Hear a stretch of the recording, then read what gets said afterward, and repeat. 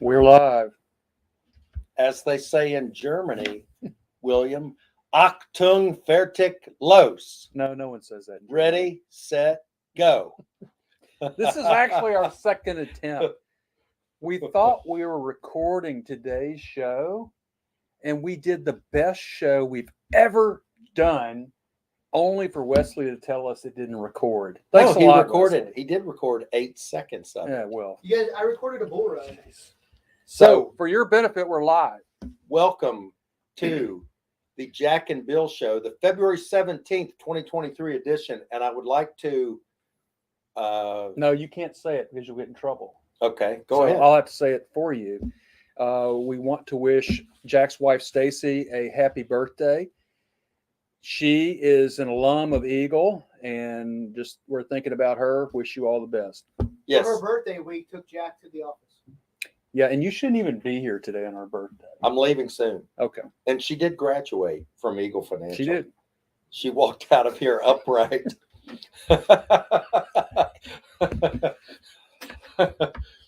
Anyway. I hope that's true for the rest of us. Yeah. So, okay, Bill. Well, let's see if you can get the answer to my trivia question. How many people live on the earth today? 8 billion. All right. Even though we already went through this before, I'm going to act like I don't know. Okay. I have no idea, Jack. How many? Okay, 8 billion. And how many Wow. births are there each day on the earth? I have no idea. That's a new one. 385,000, give or take. And 160,000 die every day. And so my final question is, if 8 billion represents 6.84% of all the people who have ever lived on planet Earth, how many have actually lived on the earth I have no idea. in all? It's 117 billion. And this is Golly, and this is imagine that. And this is where I interjected and started talking about low birth rates in China and Japan and Russia and Western Europe. But anyway, I'm not going to bore our live audience with that. Yeah, we could go way off on a tangent, But we won't. talking about demographic type stuff and where it's going. But we do have some major issues. I think we could talk about the economic impact of this in countries like Asia and the United States that have a bunch of old people like me, aging populations, and what that means for the markets. Well, Japan So- is probably the worst of all the countries with low birth rates, and the problem is their population is concentrated in the retiree class, and they don't have a young population to support the retirees. So they will be having issues in the decades to come. We didn't cover that on the I thought we tape did. version. Oh well. Well, we've had a negligible decline in the S&P 500 this week. Yet we're going to close out the week with the markets measured by the S&P 500 up about 6.5% on the year. But one of the things that we wanted to point out is that since around this month, February 2nd or February 3rd, there's been a meaningful push up in interest rates. And so there's a mutual fund that we like to watch that's kind of a low-cost proxy for the intermediate term high-quality bond market. The Dodge and Cox Income Fund was up 4.5%, call it, February 3rd. And through yesterday, it's only up 1.8%. So the 4.5% being a healthy return for a year. I'm hoping our bonds do a whole lot better than that They this year. should. So it had about lost to, that's losing 2.67% just since February the 3rd. And I was mentioning, go ahead, you were going to say something. No, Bill. I was really just, I think I was just getting ahead of us. The rise in interest rates this past week, why? And it's having to do with renewed inflation concerns. Yes.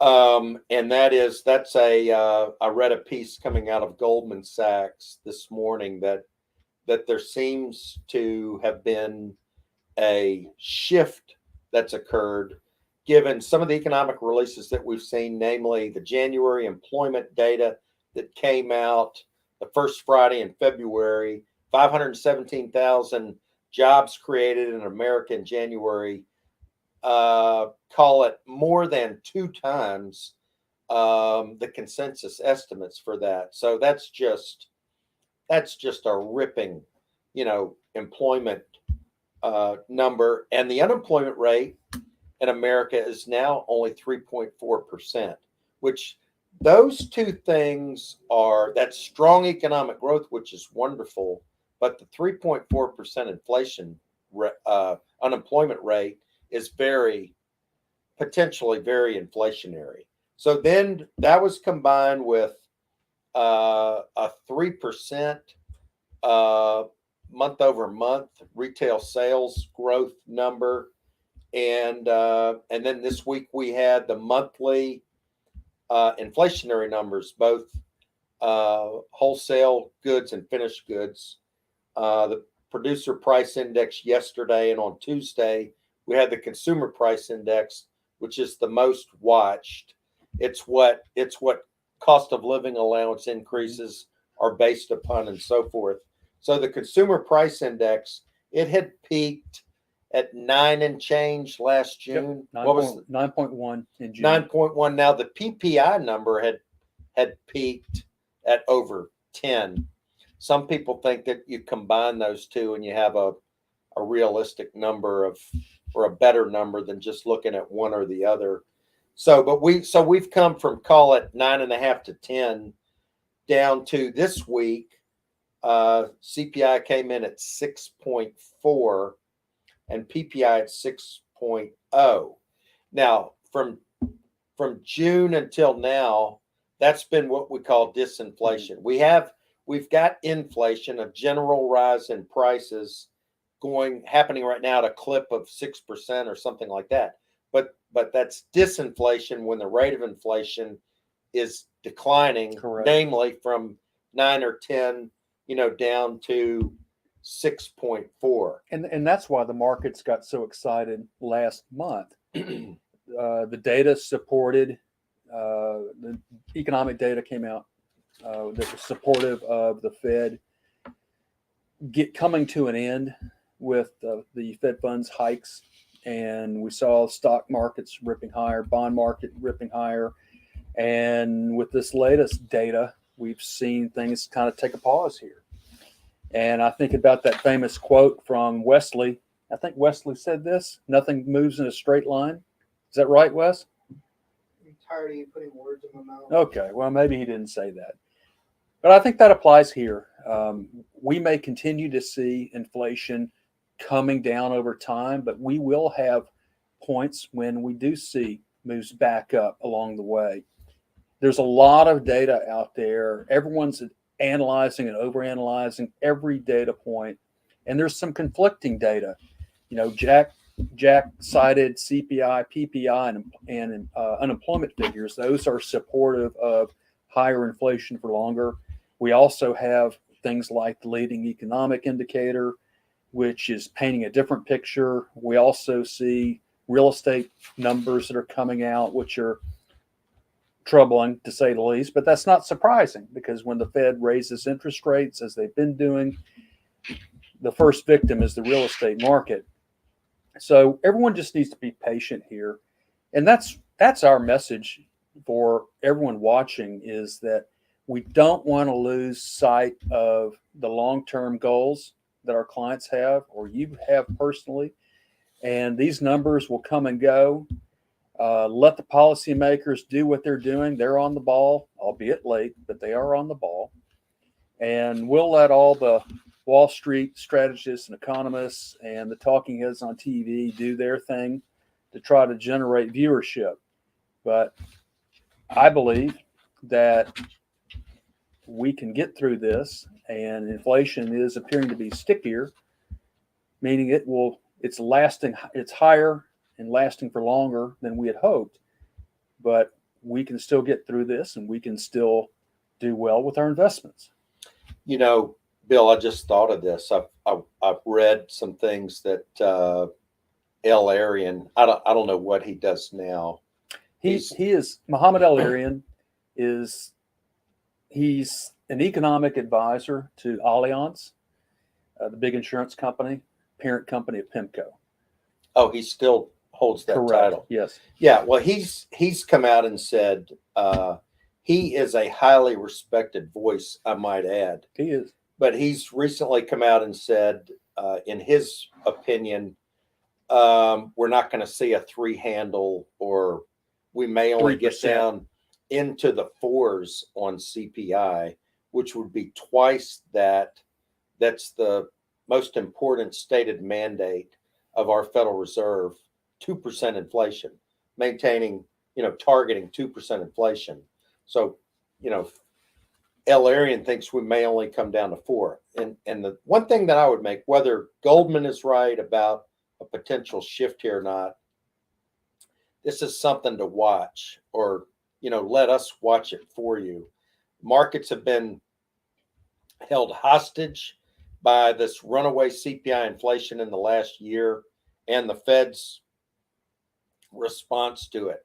And now here during the month of February, most of the month of February, we've got the markets discounting the possibility of higher inflation and higher rates for longer. And we don't really know, although I would say this, the opportunity set, there are certain things that we like a whole lot more than others. And I'll just take, for example, is it a good time to buy long-term bonds? Well, the 30-year Treasury bond yield has climbed to 3.9%. And so if you look at that, how much are you making on your money if you buy, let's just call it 4%. The 30-year Treasury bond yield is 4%.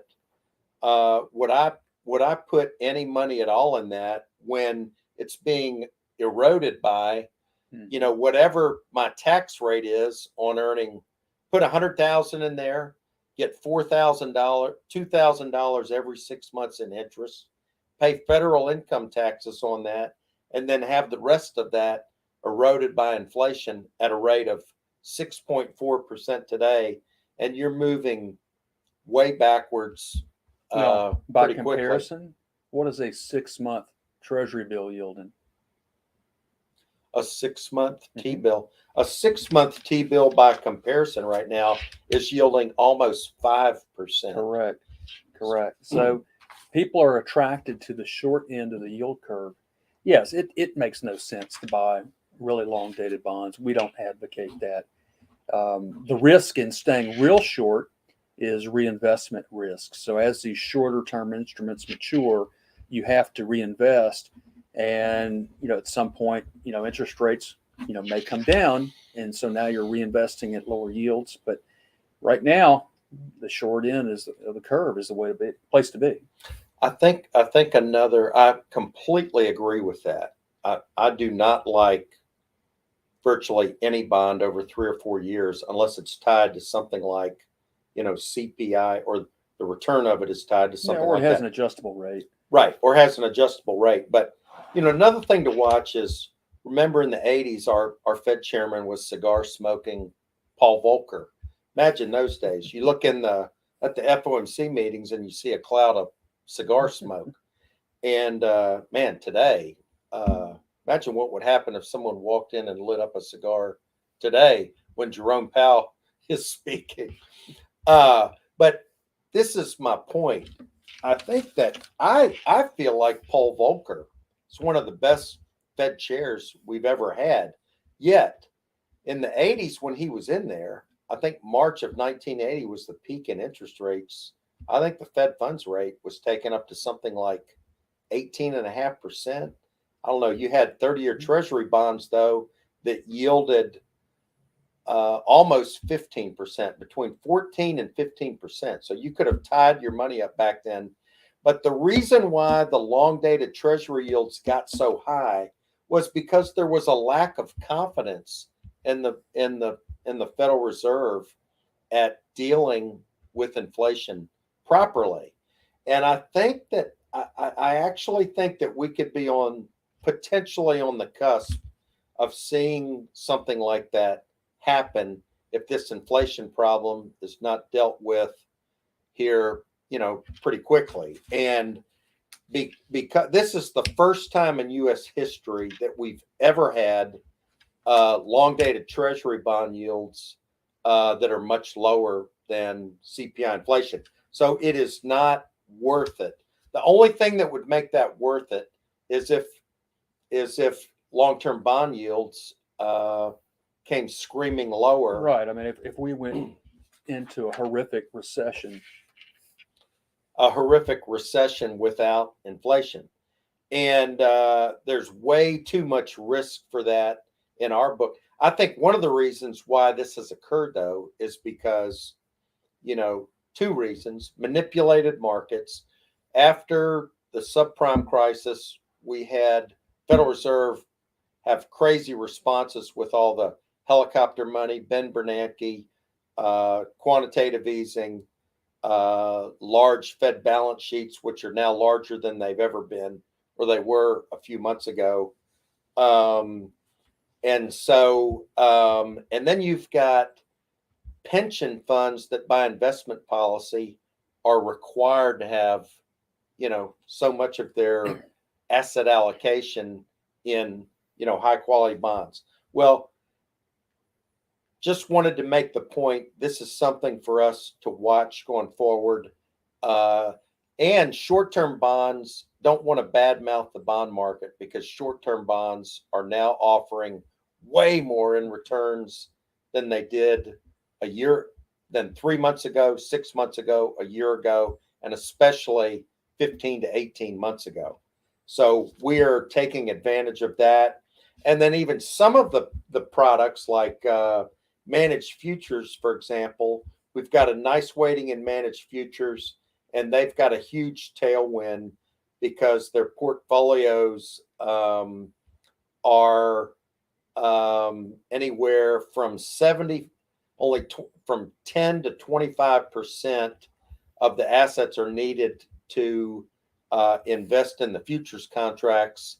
And then all the rest of that money goes into cash collateral, which is really giving them as much as 20 or 30% more in returns than in recent history. By recent history, I mean, the last 15 years. So if you want to participate in any of these kinds of opportunities that we're talking about, or want to have your portfolio reevaluated, make sure that your asset allocation is in line with your long-term goals and risk tolerance. Just give one of us a call, email, reply to one of our Facebook Jack and Bill show posts that Bill so diligently puts out there. Or if you want to come by the office, Wesley is selling autographs. That's right. Yes. And I think, William, that's pretty much it.